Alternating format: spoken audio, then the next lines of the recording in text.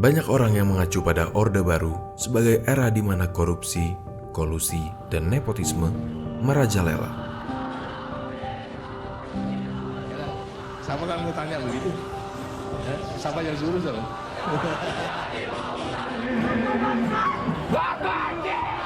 Dan era reformasi adalah waktu di mana korupsi semakin diberantas. Komisi Pemberantasan Korupsi atau KPK melakukan operasi tangkap tangan Komisi di Pemberantasan Mojokerto. Korupsi kembali melakukan Ya, KPK operasi sebenarnya tangkap tancap tangan gas di awal tahun ini terhadap karena Komisi Pemberantasan Korupsi juga. Namun, bila kita memperhatikan lebih dalam, perilaku yang kita anggap sebagai korupsi ternyata sudah berlangsung sangat lama. Bahkan jauh sebelum Indonesia ada sebagai negara.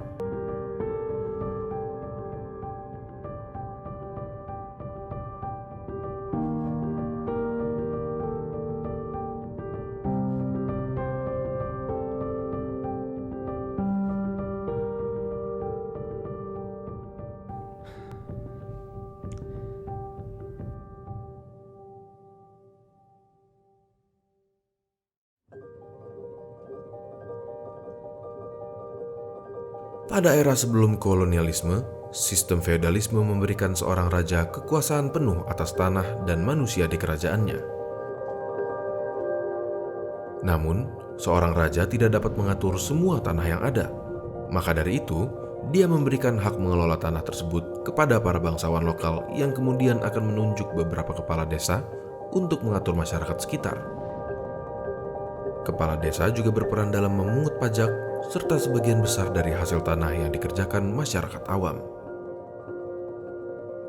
Dengan sistem seperti ini, sebagian besar dari hasil tanah yang dikerjakan akan dipungut oleh penguasa lokal, sebagian lagi oleh penguasa yang lebih tinggi, dan seterusnya. Tentu saja masyarakat akan mendapat segelintir, sementara semakin tinggi pangkatmu, semakin banyak juga hak yang kamu dapatkan. Kadangkala terjadi transaksi secara informal, yakni bukan dalam bentuk pajak, melainkan dalam bentuk hadiah. Tak jarang, seorang dengan status yang lebih rendah memberikan hadiah dan persembahan yang melebihi dari seharusnya kepada mereka dengan status yang lebih tinggi.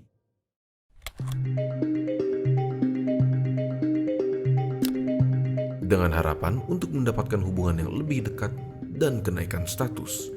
Mungkin hal ini terdengar seperti suap, tapi pada masa ini, korupsi seperti yang kita ketahui sekarang bukanlah hal yang dianggap buruk, bahkan merupakan sebuah norma masyarakat. Lagi pula, para penguasa tidak perlu bertanggung jawab akan penggunaan kekayaan kerajaan pada masyarakat, melainkan hanya pada atasannya atau raja.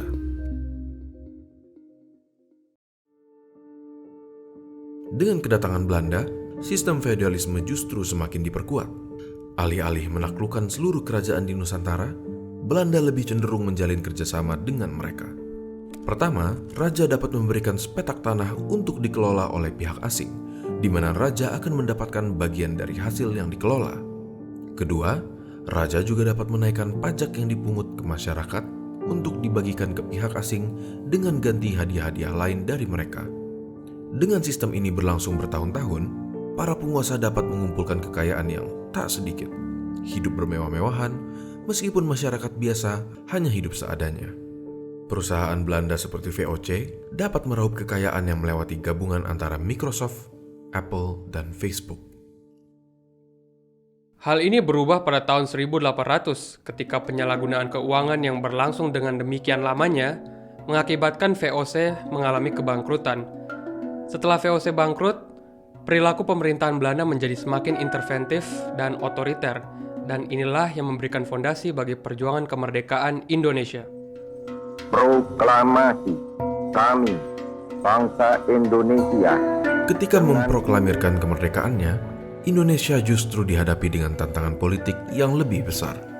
Untuk pertama kalinya, terjadi vakum kekuasaan di Indonesia setelah ditinggalkan oleh Belanda. Soekarno pun diharuskan untuk menggalang persatuan dan mencegah disintegrasi bangsa Indonesia dari gerakan separatis yang hendak mendirikan negara sendiri atau menentang pemerintahan pusat. Hanya saja, menggalang persatuan memerlukan kesetiaan politik yang didapatkan melalui sebuah transaksi. Bayangkanlah dunia politik sebagai sebuah pasar. Ada penjual dan ada pembeli. Komoditas yang ditawarkan si penjual adalah kesetiaan politik, sesuatu yang sangat diperlukan oleh pemerintahan pusat. Dalam konteks kemerdekaan Indonesia, Olli Hellman menyatakan bahwa terdapat dua tipe penjual di Indonesia. Coercive entrepreneurs, yaitu mereka yang dapat memobilisasi kekuatan fisik untuk mengadakan perlawanan, dan vote bank, yaitu mereka yang dapat menggalang masyarakat untuk mendukung sebuah kebijakan atau pemimpin tertentu.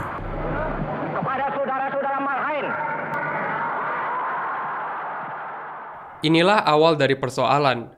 Tanpa dukungan dari kedua tipe penjual tersebut, persatuan tidak akan dicapai. Akan tetapi, mereka juga tidak akan memberikan kesetiaan mereka secara cuma-cuma. Terkadang, mereka meminta hak-hak khusus dan alokasi kekayaan tertentu yang mungkin sekarang kita kenal dengan praktek korupsi. Akibatnya, korupsi menjadi praktik yang dilembagakan. Memang, kesadaran akan bahaya korupsi dan pentingnya pemerintahan yang bersih sudah dipikirkan oleh para pendiri bangsa. Namun, korupsi merupakan sebuah hal yang terpaksa dilakukan. Contohnya, di dalam buku The Army and Politics in Indonesia, Harold Crouch menggambarkan situasi ekonomi selama masa revolusi. Karena kurangnya dana untuk operasional dan upah, satuan militer di daerah-daerah terpaksa harus menjalankan bisnis mereka sendiri, di mana belum ada mekanisme yang memastikan keuangan dipakai dengan benar. Kondisi ekonomi yang buruk juga membuat pegawai negeri sipil tidak dapat bertahan hidup hanya dengan gaji semata, dan mendorong mereka untuk mengambil cara lain dalam meningkatkan penghasilan. Soekarno kemudian digantikan oleh Soeharto. Presiden Soeharto hari ini di Istana Merdeka. Pemerintah Orde Baru telah menyusun berbagai peraturan perundangan guna menampung aspirasi.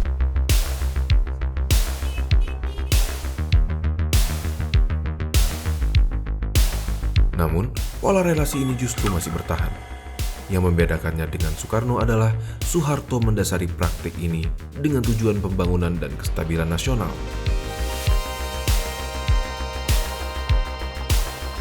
Untuk menjaga kekuasaannya, Soeharto menggunakan kombinasi antara koersi bagi mereka yang menentangnya, namun juga imbalan bagi yang setia. Demi melakukan pembangunan, pemerintah memberikan hak khusus dari segi pinjaman, hak tanah, dan hak impor bagi sekelompok elit bisnis atau yang disebut sebagai kroni untuk melebarkan bisnis mereka. Tak jarang, keuangan negara digunakan untuk kepentingan pribadi dari Soeharto maupun kroninya.